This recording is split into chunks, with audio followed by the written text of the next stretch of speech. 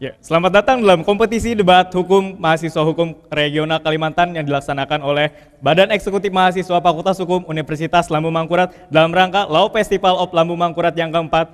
Tahun pemilu, mari wujudkan pemilu yang jujur dan adil.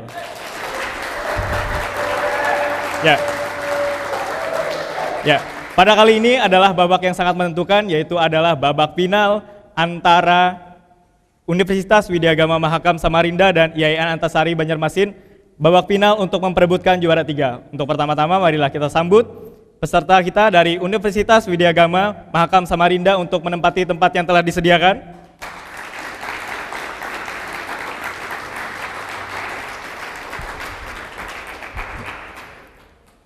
Kita sambut dari Institut Agama Islam Negeri Antasari Banjarmasin untuk menempati tempat yang telah disediakan.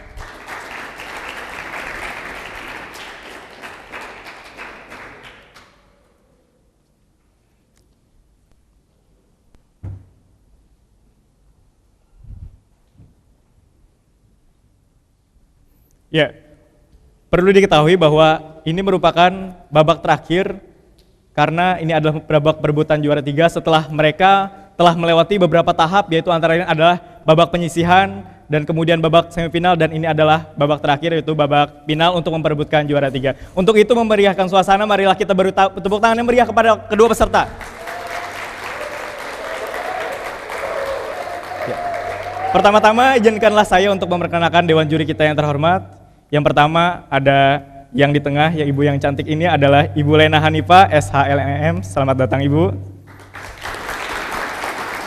Kemudian di samping kiri beliau ada Dr. M. Rifki Nijami Karsayuda, SHLM. Terima kasih Bapak.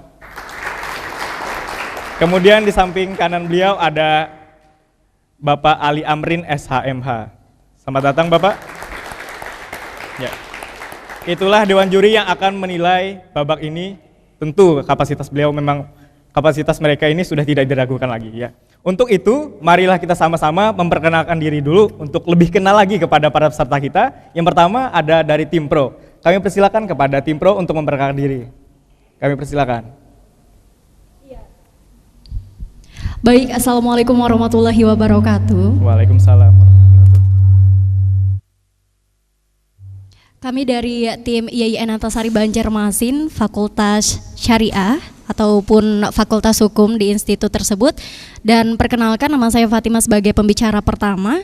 Sebelah kanan saya ada Muhammad Fadli sebagai pembicara kedua, dan juga sebelah kiri saya ada Said Maulana Ahmad sebagai pembicara ketiga. Terima kasih. Ya, kita berikan tepuk tangan yang meriah untuk tim pro dari Institut Agama Islam Negeri Banjarmasin. Kemudian kita sambut lagi dari tim kontra. Kami persilakan. Baik, bismillahirrahmanirrahim. Assalamualaikum warahmatullahi wabarakatuh. Perkenalkan, nama saya Linda Stianingsih dan di sebelah kanan saya Abraham Uyan, di sebelah kiri saya Ayurika Kezia Sakudu. Kami dari Fakultas Hukum Universitas Widyagama Mahakam. Terima kasih. Ya, kita berikan tepuk tangan yang meriah untuk Universitas Widyagama Mahakam. Ya. Ya. Di sini saya adalah Muhammad Yusri, saya berperan menjadi moderator dalam perdebatan kita kali ini, di mana ini adalah kuasa saya. Untuk itu, izinkan saya kepada Dewan Juri untuk memulai perdebatan ini. Ya, untuk pertama-tama, saya akan menjelaskan teknis perdebatan kita. Perdebatan kita akan terbagi menjadi 4 babak, di mana babak pertama adalah diberikan kesempatan kepada pembicara pertama untuk menyampaikan opening statement. Kemudian di babak kedua kita berikan kesempatan kepada pembicara kedua untuk menyampaikan argumentasi. Di sini akan ada babak interupsi, dan kemudian babak ketiga nanti akan diberikan kesempatan kepada pembicara ketiga masing-masing tim, dan nanti juga akan ada interupsi, dan babak terakhir adalah babak keempat, penyampaian argumentasi kesimpulan dari masing-masing tim. Ya, interupsi hanya boleh dilakukan pada saat babak kedua dan babak ketiga, dan hanya akan dibolehkan oleh moderator dengan waktu dibatasi 15 detik. Dan interupsi harus berdiri dan setiap argumentasi harus disampaikan dengan berdiri. Paham? Ya, paham? Ya, oleh karena itu marilah kita sambut penampilan dari kedua tim. Kita beri tepuk tangan yang meriah. Ya.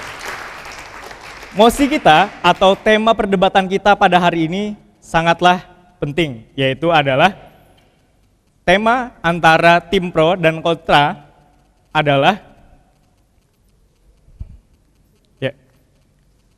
calon presiden jalur independen. hal ini merupakan suatu hal yang baru dibicarakan oleh beberapa kalangan bahwa dirasa presiden jalur independen ini diperlukan. Nah, oleh karena itu, bagaimana sih kehangatan atau kehebohan dari perdebatan ini? Marilah kita bersama-sama untuk berikan kesempatan pertama kepada pembicara pertama dari tim pro dari Universitas Islam Indonesia Antasari, Kalimantan Selatan. Kami persilakan. 5 menit dari sekarang. Bismillahirrahmanirrahim. Assalamualaikum warahmatullahi wabarakatuh. Waalaikumsalam warahmatullahi wabarakatuh. Ya, salam sejahtera bagi kita semua. Pastinya mengenai mosi debat calon presiden jalur independen ataupun perseorangan ini saya rasa sangat menarik sekali ya untuk kita bicarakan di sini, yaitu persoalan yang sangat membuming sekali, apalagi yang kita hadapi di depan ini adalah pesta demokrasi untuk Indonesia di tahun 2014 ini. Dan peristiwa yang sempat mencuat ke publik ini mengundang reaksi dari semua kalangan. Saya rasa yang pertama yang menurut saya dari argumentasi hukum yang mengatakan bahwa undang-undang pemilu yang mengenai nomor 42 tahun 2008 tentang pemilu presiden dan juga wakil presiden terhadap undang-undang 1945 yang berbunyi pasangan calon presiden dan juga wakil presiden selanjutnya disebut pasangan calon adalah peserta pemilu presiden dan juga wakil presiden yang diusung oleh partai politik atau gabungan partai politik yang telah memenuhi persyaratan, itu bertentangan dengan undang-undang 1945 sehingga melanggar hak-hak konstitusi pemohon. Dan juga di sini banyak kalangan yang mungkin menggugat terhadap amandemen adanya sebuah undang-undang ini karena apa, menginginkan dan juga adanya perubahan terhadap undang-undang tersebut. Sementara kita bisa melihat dari Konstitusi Republik Indonesia Undang-Undang 1945 menjamin adanya hak-hak warga negara berupa persamaan kedudukan di dalam hukum dan juga pemerintah. Dan di sana terdapat pada pasal 27 ayat 1 hak untuk memperoleh pengakuan, jaminan perlindungan dan juga kepastian hukum yang adil serta perlakuan yang sama dihadapkan dengan hukum. Dan juga terdapat juga pada pasal 28D ayat 1 di sana disebutkan hak untuk memperoleh kesempatan yang sama dalam pemerintahan, dan juga pasal 28D ayat 3 serta hak untuk bebas dari segala bentuk diskriminasi. Pasal 28 ayat 2 semuanya akan merupakan bentuk dari perwujudan kedaulatan rakyat itu sendiri. Negara kita sudah ketahui adalah negara demokrasi. Nah, apa salahnya adanya calon-calon independen yang mungkin tidak masuk dalam partai politik itu mencalonkan sebagai calon presiden di 2014 ataupun di pemilihan presiden mendatang? Karena apa? Menurut saya di sini ini merupakan sebuah alternatif untuk mendapatkan pemimpin yang baru, sebab semua orang yang berpotensi untuk menjadi pemimpin negara diakomodasi oleh suatu partai politik, dan calon independen ini bisa membuka kebuntuan agar muncul putra terbaik bangsa. Itu dia. Dan juga di sini kami lihat partai politik memang kurang terbuka ya dalam pencalonan presiden ini sendiri. Bahkan tidak jarang terjadi hegemoni elit sehingga orang yang dicalonkan mengabaikan suara mayoritas partai dan wadah independen, calon independen ini sendiri yang kemudian menjadi ruang bagi orang-orang yang merasa mampu memimpin negara namun tidak diberi kesempatan sendiri oleh partai-partai yang ada di Indonesia. Itu dia. Dan mungkin ada tokoh di Indonesia ini yang kita anggap bagus, punya visi dan juga misi yang cemerlang dan juga terkenal bersih, tetapi sulit untuk masuk dan juga mencalonkan diri sebagai presiden dan juga wakil presiden dari partai yang lama yang mungkin sudah bererat akar di masyarakat. Apa yang dilakukan si tokoh pendukungnya? Itu dia, diperlukan adanya calon independen sendiri. Dan yang kita kutip dari beberapa fakta,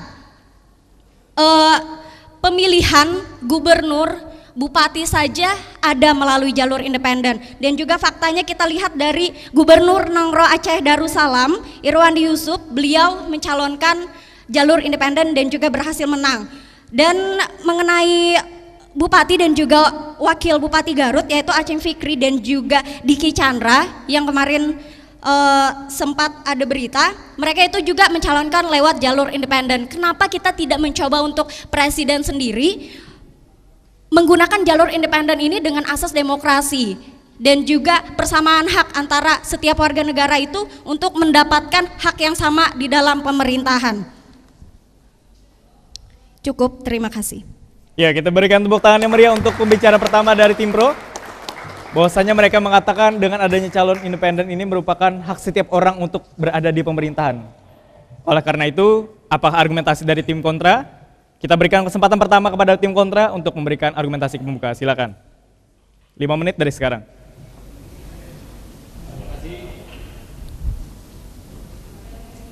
Terima kasih atas kesempatan ini. Shalom, salam damai sejahtera untuk kita semua. Yang terhormat, juga para rekan-rekan yang saya hormati. Baiklah, kami dari tim kontra akan menyampaikan gagasan kami mengenai calon presiden. Calon presiden jalur independen. Kami dari tim kontra tidak sepakat dengan calon presiden jalur independen ini karena ketentuan-ketentuan atau undang-undang sudah mengatur mengenai syarat-syarat untuk menjadi calon presiden, di mana terdapat di dalam Undang-Undang Nomor 42 Tahun 2008 tentang Pemilu Presiden dan Wakil Presiden Republik Indonesia. Pasal 8, calon presiden dan wakil presiden diusulkan dalam satu pasangan oleh partai politik atau gabungan partai politik. Di sini sudah sangat jelas bahwa calon presiden itu harus melalui partai politik dan tidak boleh melalui jalur independen. Ini sudah sangat jelas. Jadi di sini kami dari tim kontra tidak setuju dengan adanya calon presiden jalur independen. Karena apabila ini diterapkan maka akan bertentangan dengan undang-undang Pilpres. Dan juga jalur independen ini akan menghasilkan para pemimpin-pemimpin atau calon-calon yang pro daerahnya sendiri, karena banyak apabila ini sudah bebas tidak melalui partai politik maka pemimpin-pemimpin dari daerah-daerah akan berkuasa dan mereka akan semau-maunya saja untuk memimpin bangsa ini.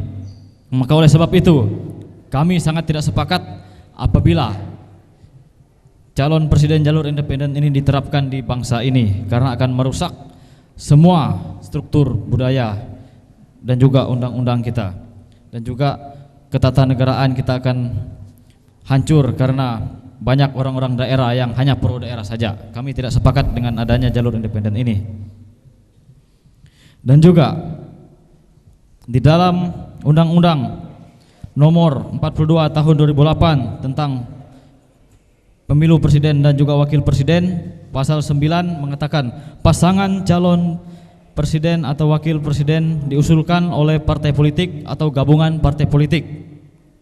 Peserta pemilu yang memenuhi persyaratan perolehan kursi paling sedikit 20% dari jumlah kursi DPR atau memperoleh 25% dari suara sah nasional dalam pemilu DPR sebelum pemilu yang sebelumnya itu. Jadi di sini pemilihan presiden dengan jalur independen ini kami tidak sepakat karena akan merusak demokrasi kita dan juga akan merusak serta undang-undang yang ada sekarang ini akan diubah lagi. Nah, mengenai otonomi khusus itu, mengenai provinsi Aceh dan yang lain-lainnya itu sudah diatur oleh undang-undang. Memang ada terdapat dalam konstitusi kita, tapi ada pertimbangan-pertimbangan khusus. Apabila itu diterapkan di seluruh Indonesia ini, maka akan berdiri negara di dalam negara, karena semua daerah akan memiliki pemimpin-pemimpin atau calon-calon presiden yang sesuai daerah tersebut menginginkan. Jadi di sini sangat tidak baik, karena kalau melalui partai politik kami sangat setuju karena sudah dikader atau sudah dilatih atau sudah dipilih oleh partai masing-masing. Nah, kalau dari daerah ini belum tentu bisa sama seperti orang yang sudah dipilih atau dikader oleh partai politik tersebut. Nah, jadi di sini kami sangat tidak sepakat dengan calon presiden jalur independen ini. Ya, terima kasih. Masih ada waktu, ada tambahan? Tidak ada, sudah cukup? Ya, kita berikan tepuk tangan untuk pembicara pertama dari tim kontra. Bahwasanya mereka tidak sepakat adanya presiden jalur independen karena katanya merusak demokrasi. Apakah benar demikian? Kita akan lanjut di babak kedua setelah pariwara berikut. Terima kasih.